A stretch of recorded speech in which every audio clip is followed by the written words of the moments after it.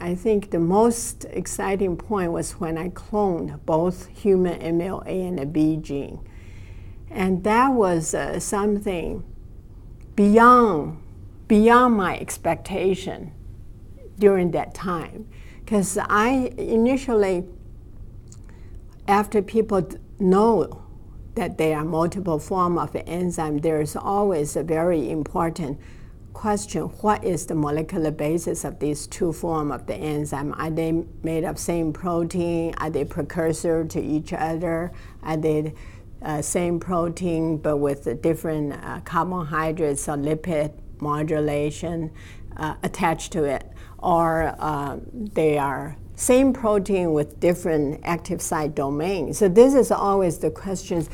I remember 1 year in Michigan, we went to a meeting. After 3 days meeting, at the end, we have a summary session.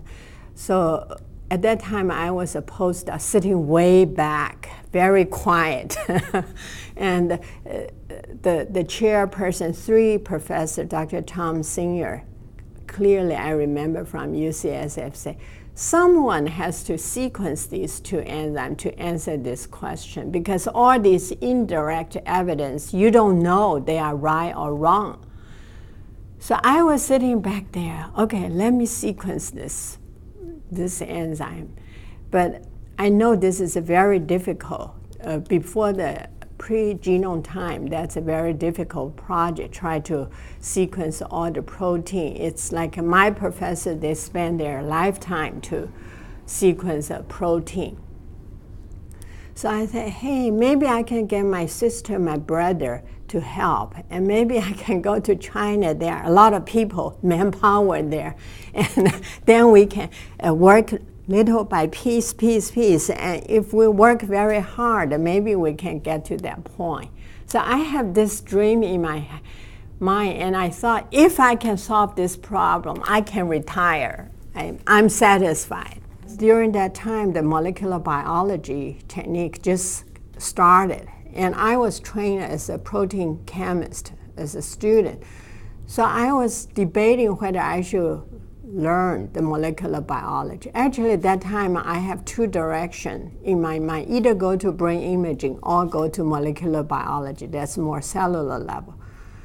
Then I thought, oh, maybe I'm so old to learn a new thing. At that time, I'm not as old as now.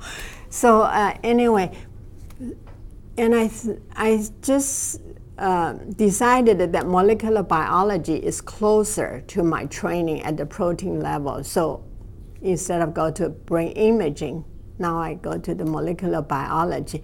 And I really start learning the molecular biology like a graduate student, and then start learning cloning and these. So I get my brother Kevin help me, because he is younger, he learned the molecular biology, and he can clone something.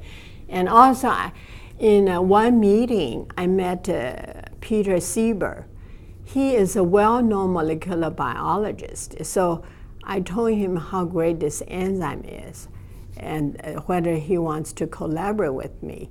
And then he wasn't too enthusiastic. I also work on the serotonin receptor at that time. He said, how about let's collaborate on serotonin receptor? I asked him, why you want a serotonin? So he said, that's interesting because LSD binding to the serotonin receptor. So we decided that we will collaborate on the cloning the serotonin receptor.